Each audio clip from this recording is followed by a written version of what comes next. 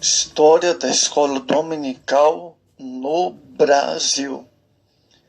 Amados, a igreja tem sido amplamente abençoada ao longo dos anos por meio do ensino ministrado na escola dominical. Aqui ressaltamos a necessidade de ambas.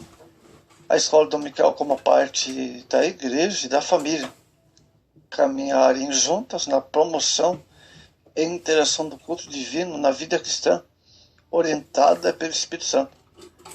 A escola dominical não substitui o ensino familiar, o culto doméstico, a prática, a oração e o testemunho dos pais. 1 Timóteo 1,3. Antes é um reforço esses procedimentos, sendo retroalimentada pelas próprias famílias. A escola dominical, temos uma escola, amados, como base a palavra do Senhor. Amados, quando comemoramos o dia da escola dominical, é o terceiro domingo de setembro. Normalmente lembramos o seu fundador, Robert Riker, 1736-1811, um jornalista que iniciou em Gloucester, na Inglaterra, em 1780, um trabalho de educação cristã ministrado a crianças que não frequentavam a escola.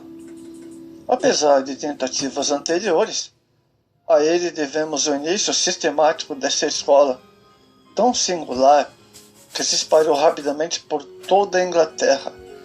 É verdade que ele encontrou oposição, todavia contou com entusiasmo de apoio de inumeráveis pessoas, tais como John Wesley, William Fox, que fundou a primeira organização para promover escolas dominicais. Em 1788, a escola dominical já possuía só na Inglaterra mais de 250 mil alunos.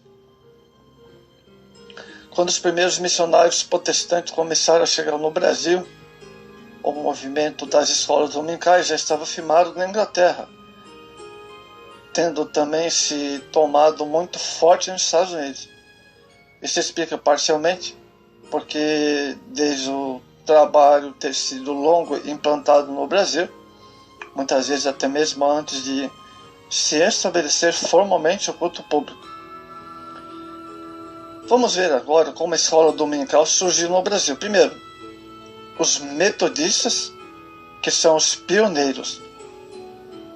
O reverendo Spalding, que desembarcou no Rio de Janeiro em 29 de abril de 1886, demonstrou-se muito empreendedor em seu trabalho. Em carta ao secretário correspondente da Sociedade Missionária da Igreja Metodista Episcopal, conhecido como IME,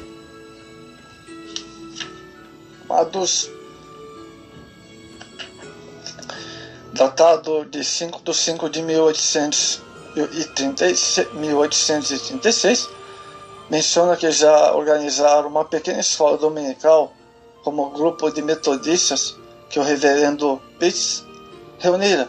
Posteriormente, em outro relatório datado de 1 de 9 de 1836, ele acentua: conseguimos organizar uma escola dominical, denominada Escola Dominical Missionária Sul-Americana, auxiliar da União das Escolas Dominicais da Igreja Metodista Episcopal.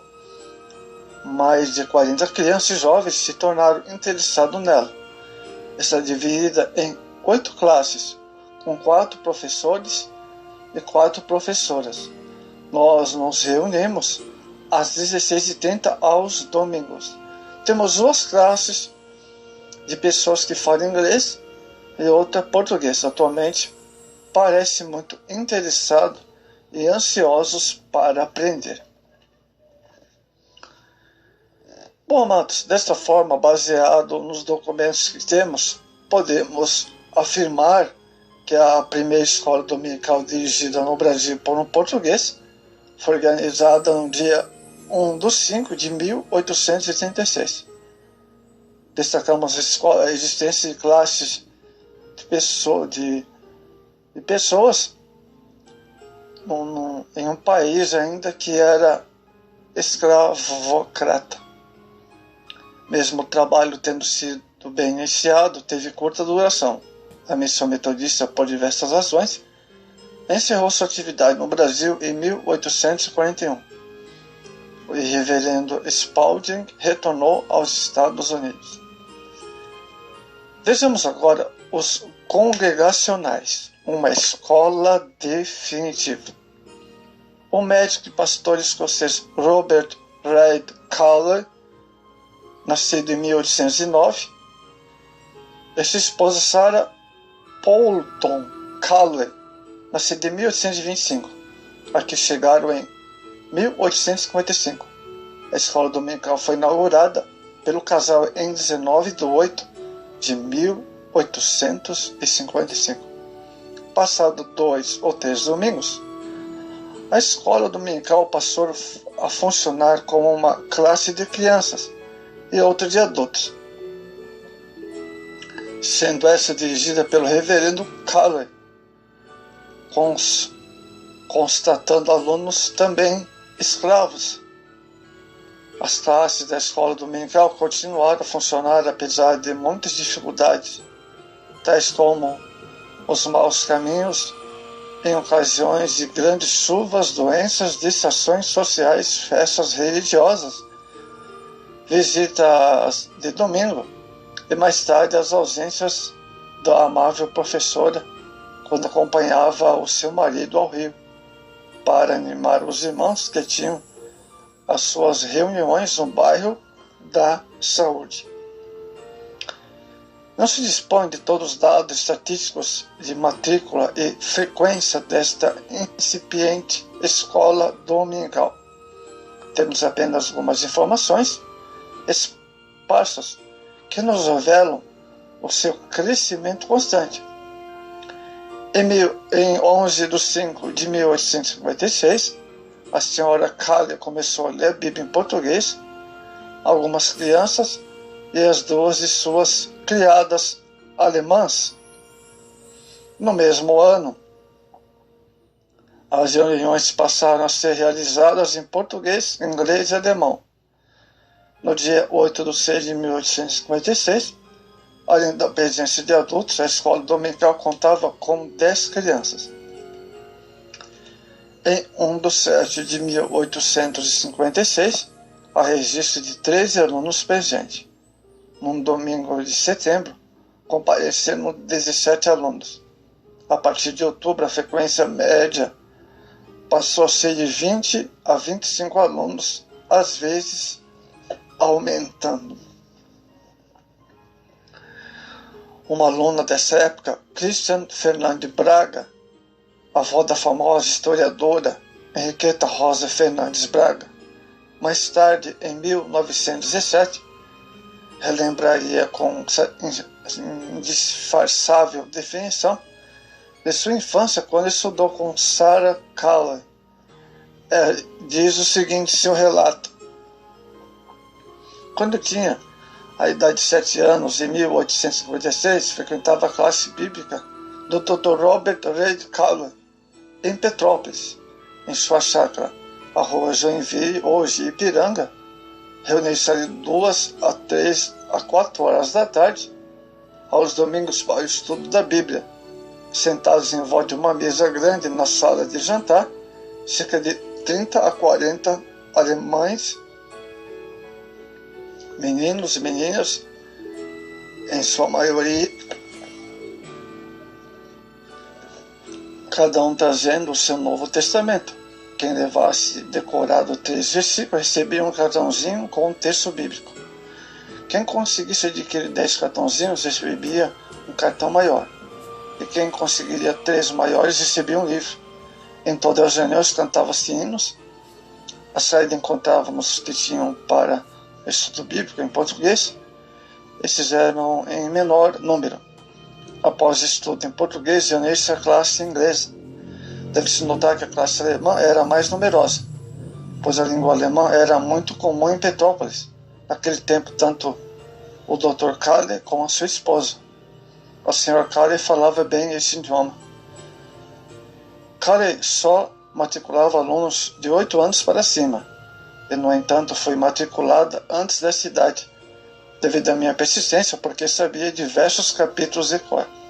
Muito bem, olha, relata, né, o relato de Christian Fernandes Braga. Bom, com a mudança de endereço, a família Calley, a escola dominical também tinha o seu local transferido. Em 18 de setembro de 1864, nova mudança, agora o casal vai para o Rio de Janeiro, passando a residir provisoriamente na Rua do Propósito, até que a reforma da sua nova casa fosse concluída, o que ocorreu em 18 de 11 de 1864, quando então foram morar à Travessa das Pardilhas, número 34.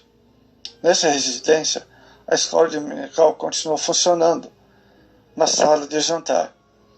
Terminada a lição, os discípulos desciam a grande escadaria, que ia até ao salão da Travessa de Pardilhas, onde então se realizava o culto público e a pregação do Evangelho. Amados, com isso os irmãos de Petrópolis, que podiam passar a frequentar a escola dominical do Rio de Janeiro, enfraquecendo assim gradativamente a escola de Petrópolis. Por esse ou por outro motivo, o fato que esse trabalho seria encerrado em 1871.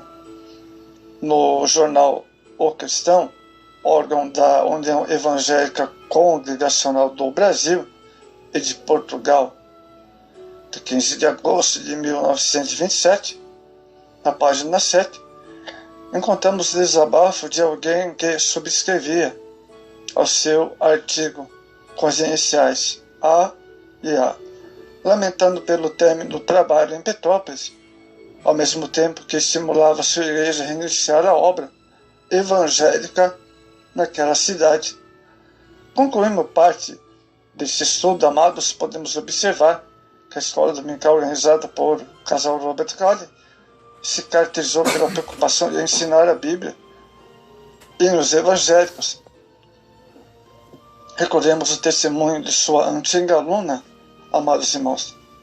Ela diz assim: em todas as suas reuniões, cantava assim: amados, é digno de menção que eles editaram em 1861 um hinário com 50 hinos, intitulados Salmos e Hinos para uso daqueles que amam nosso Senhor Jesus Cristo. Hinário que seria ampliado ao longo dos anos em sua segunda edição, em 1865, com 83 hinos. Na terceira edição, em 1868, com 100 hinos. Na quarta edição, em 1873, 180 anos. O casal Calley retornou definitivamente para a Escócia em 1876.